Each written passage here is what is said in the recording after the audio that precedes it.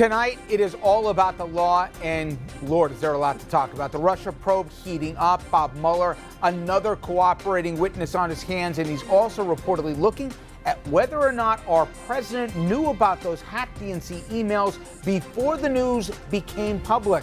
That one's shocking. Fellow Republicans as well as more. Then, as kids and teachers return to Stoneman Douglas High School in Florida, the gun debate, it rages on. We will take a look at what the president is now saying he'd like to do, and it includes confiscating some guns. Also, the defense giving its closing arguments in the Kousouros case. We will look at the strategy as it tries to clear the former top Cuomo aide. Good evening, everybody. We're going to get to that and a lot more in what will be a very busy hour here. Welcome to RFL. I'm Richard French. Yet another high-level defection from the Trump White House. Just a few minutes ago, Communications Director Hope Hicks handed in her resignation effective in a couple of weeks. She plans to be out of the White House really before the end of March here. Now, this comes just a day after she testified before the House Intelligence Committee and told the panel that her job was to sometimes tell, in her words, white lies. That would be a no-no. But Hicks told the committee she never lied about anything connected to the Russia investigation. As they say, stay tuned. Now, speaking of that investigation, Bob Mueller, reportedly, he's now looking at the hack into the DNC, and more specifically, the president. Now, remember when Donald Trump said this during the campaign? Russia, if you're listening, I hope you're able to find the 30,000 emails that are missing. I think you will probably be rewarded mightily by our press. Funny then, disturbing now. Special counsel Bob Mueller, well, he sure remembers when Trump said that. Mueller now reportedly asking witnesses whether Trump was aware before the news became public the Democratic emails had been hacked. In effect, who knew what and when. He's also looking at whether or not Trump knew about their eventual release by WikiLeaks. The plot thickens. They're also questioning my interpretation, this clown, whether or not former Trump advisor Roger Stone had a relationship with WikiLeaks. Now, you will remember the U.S. intelligence agency said that the Russians stole those emails. This is so big because it points to Mueller ramping up the collusion case, not obstruction now. Let's get into it with our legal panel. Jim Kousouros, criminal defense attorney in Manhattan. He sits on the board of directors of the New York City Criminal Bar Associations, frequently lecturing at New York Law School and the bar associations in Queens and New York City. Ben Gershman, he's a professor at Pace Law School, also an author, I may add. Mayo Bartlett, an attorney at the law offices of Mayo Bartlett PLLC, and also the former chief of the Bias Crimes Unit at the Westchester County DA's office. And we're joined by former federal prosecutor Daniel Goldman. All right, guys. First, let's play, armchair quarterbacks here on the Hope Hicks thing, because I'm going to count this. We don't know why she resigned here, except it is quite coincidental that just yesterday she went before the House Intel Committee, but not reportedly. She more than once had to step out and call the White House to see which questions she could and couldn't answer. And then reportedly we learned today that because she wasn't forthcoming, a subpoena might be coming, whether or not she has executive privilege that would extend to her. And also people were telling her, and she's all of 29, I may add, without any political experience, I'm going to call your dad if you don't get an attorney. Literally, those conversations are happening in the Wild West of the White House. So, to that, guys, is it just somebody who's looking to move on to another stage in their career, or is this potentially, if not likely, intertwined with the investigation? Mr. Kousouros. Well, she could just be deciding that it's just too stressful for her and she just doesn't want to be in this position anymore as things get ramped up. Resigning is not going to extricate her from the inquiry or the questioning that's going to come. But it will mean that she won't, for example, have to be assigned counsel that's attached at all to the White House. She'll get her own counsel and she'll have her own self-interest here, potentially. So, as you're right, it doesn't go away. She is looking out for number one, clearly, going forward. Look, I have to tell you something. If I'm her advisor, I'm telling her to get independent counsel whether she works there or not, because there's something almost unseemly about one department getting lawyers for everybody, and that everybody may have interests that conflict with each other. So she should have her own independent lawyer regardless. And let's remember exposure here. She was there throughout the entire campaign. She was the one who wrote that infamous memo, or was party to, where Trump basically said, yeah, that meeting in Trump Tower, it was all about the adoptions here, the Mesniak Act, when obviously it was a meeting that we all now know was to get dirt on Hillary, etc. She was party and saw a whole lot of stuff. So if anybody ever decided to play ball with Mr. Mueller, you would think that she was privy to information of interest to the special prosecutor. According to Michael Wolff in his book Fire and Fury, Hope Hicks was about as close to Donald Trump as anybody. I mean, it's the way he almost looked at her as his daughter. I mean, she was right there with respect to every major issue that ever happened. She was there, closer to him than anybody. And, maybe she feels the heat. I mean, she did suggest that she tells white lies. Maybe she feels that this is the time to jump ship. And free piece of advice to everybody. I wouldn't tell white lies to federal investigators, let alone when you're before Congress. Is that a misdemeanor, Dan? And I just played a turn on TV, unlike the other guys. All right, Dan, next is Gates. Yet another guy who's going to be a cooperating witness, pled guilty, he's working.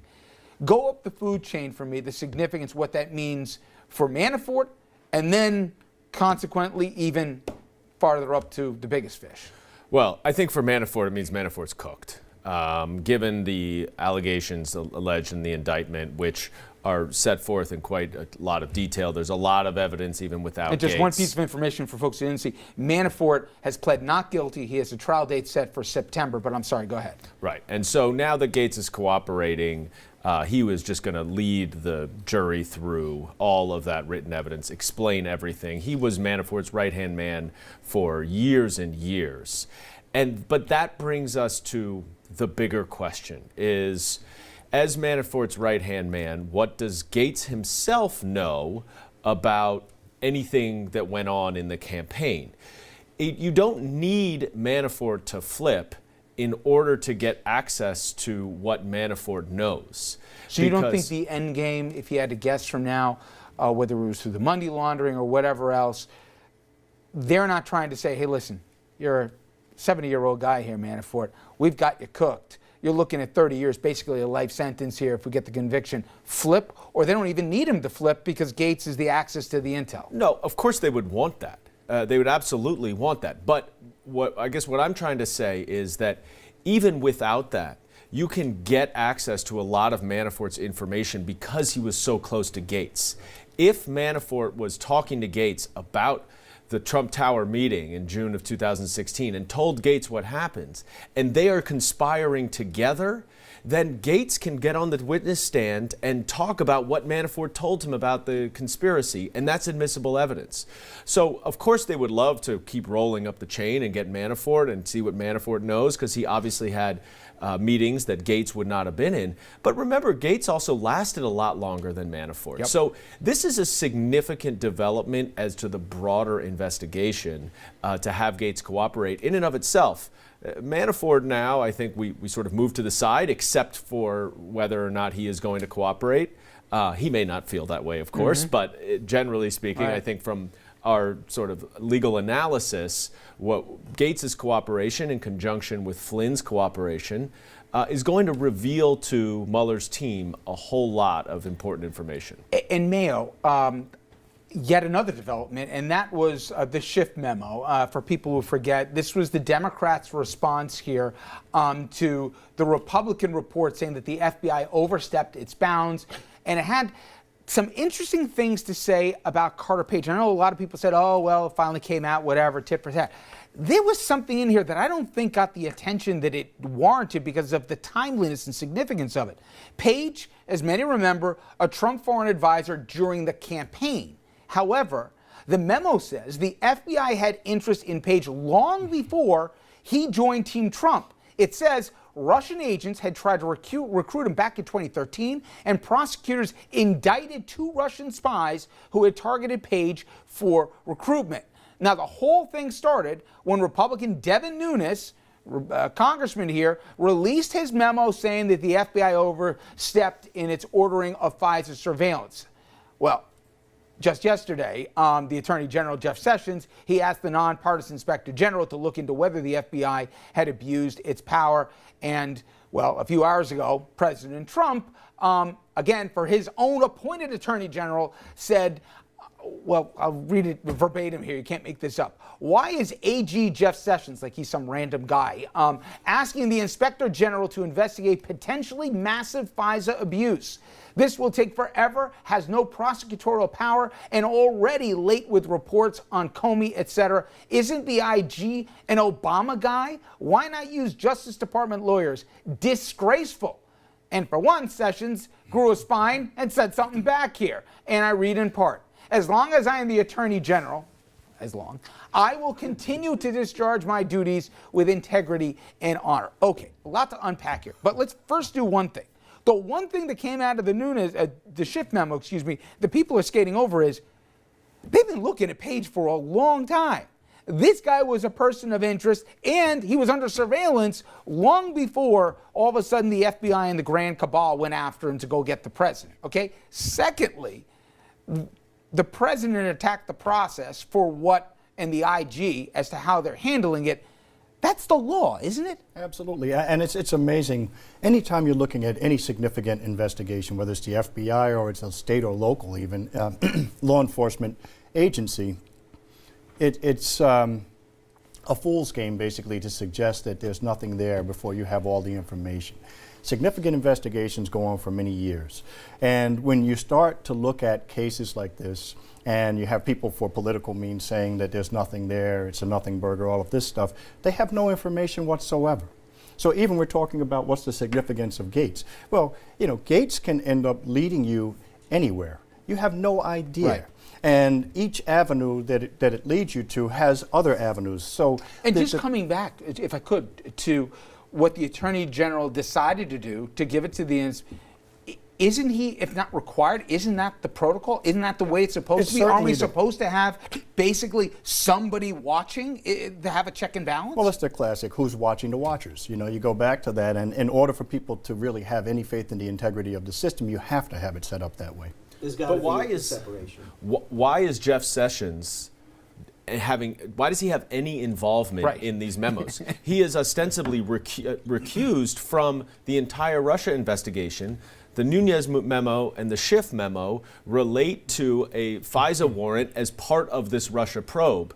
I don't understand at the first place why Jeff Sessions is doing anything in relation. And I'm going to run out of time. I want to get to a couple. Really quick, Hope Hicks, I just forgot to say, she may not want to be present for what comes. She may not want any more information. She just might want to cut it off and not know what's going on in the future. Well, one more guy in the barrel is Jared Kushner, okay? And his security clearance, it was just downgraded here. But to me, that's not the bigger story. The bigger story is why it's being held up to begin with here. Everybody's talking about, well, what's top secret clearance versus secret? And that's a legitimate point here, to have a functioning, executive office here.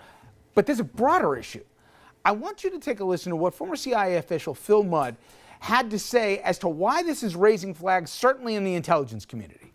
The significance here, and this is why John Kelly had no option, is that the Deputy Attorney General, as we know from reporting, called over to John Kelly and said, we cannot certify that we've closed the investigation yet. That is code in Washington, after 13 months of an accelerated investigation into Jared Kushner's background, that there is something really significant the FBI can't reveal. You buy that? Absolutely. I buy it because I think Jared Kushner's been on the hot seat from the very beginning, and this is clearly related, in my view, to the Russia investigation. First, you've got Rosenstein calling over to White House counsel Don McGahn. It's not Jeff Sessions, which I think the ordinary protocol would be, but for the fact that he's recused. And second of all, kind of recused. And second of all, the information that they can't reveal to the White House is not going to be of the sort of he's got a lot of debts or he's got personal loans. It's related to an investigation. I shouldn't necessarily say it's related to the Russia investigation. My guess is it flows out of that. But it is related to some sort of FBI investigation related to Jared Kushner. And it's significant information that is reported that's not going to be able to allow him to get a security clearance. That is a significant signal that there's something going on with him. It would otherwise take no time at all. Right. I mean, it would But you have been done. And you the also chain have of to look and see at what point, if Donald Trump wasn't elected president, would he even have security clearance?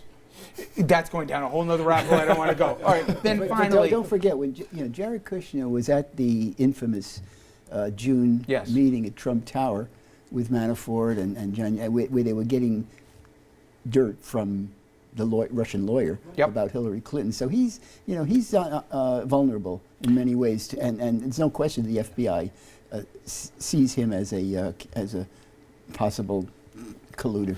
I saw a piece you wrote, Ben, not long ago in terms of for Politico as to, hey, even if you wanted to make a move on Mueller, Right. well, if the president was going to make a move on Mueller, using his own words, it was that bright red line he said where you can't look at my finances or my family's finances. Reportedly, as we speak, Mueller and team are doing just that. They're looking at the finances and the business interests of Trump before the election, going back to his desires to have the Trump Tower, I guess, in Moscow, even going back to when he had the Miss Universe, the Miss Universe contest. 2013 there Yeah. as well. So the genesis of it, all the unexplained questions, why he's been the unending defender of them and everything else attached, even some of the Kushner things in terms of that, they're clearly looking to follow the money, right? Follow the money. I mean, that's where Manafort and Gates were indicted, and people suspect that that's really it's going to be Trump's undoing. Now, they're yelling at me in the control room, but really fast, because you wrote about this. If Trump said, it's going to be my bloody Sunday, he's now looking into my finances, he's gone. Forget about the complication as to how he's got to do it, who he's got to fire, go up the food chain. He cans Mueller. Clearly, forget about what Congress does and the constitutional crisis we're thrown into. It doesn't end there, even if Congress doesn't grow a spine, right? I said that you still have a federal grand jury, both two grand juries in Virginia and D.C. You have a federal judge who's supervising the grand jury. I don't see why the grand jury doesn't have independent power under the judge's supervision to bring a report, and maybe with a federal prosecutor stepping in there, issuing indictments. And you have states attorney generals that are and also states attorney involved generals in both also, in yeah, New York and yeah. elsewhere. So it doesn't end even. They would just replace him. I mean, with another, just like it happened with Nixon, they would replace Mueller, and there'd be somebody else. But you can't replace the grand jury, and you can't replace the federal judge. And you've heard of runaway grand juries. This is a grand jury that probably would say, listen, we've done a lot of work here. We're not going to let our work be undermined by... Except, Ben, you have the guidance of the federal prosecutor, so if that person's heart's not in it, then where does it lead? I don't know. And I don't know. that's the It's concern, uncharted right? territory. This is all uncharted territory. That's the understatement of the hour. All right, coming up next here, a lot of talk about guns, but so far, no action. But today, and I got to tell you, riveting television, the president in front of live cameras with lawmakers of both parties spoke about, among other things, confiscating some guns and then worrying about the legality of it afterwards. I can't make this up. I'll give you some of the highlights or lowlights, depending on your perspective, and the panel will weigh in.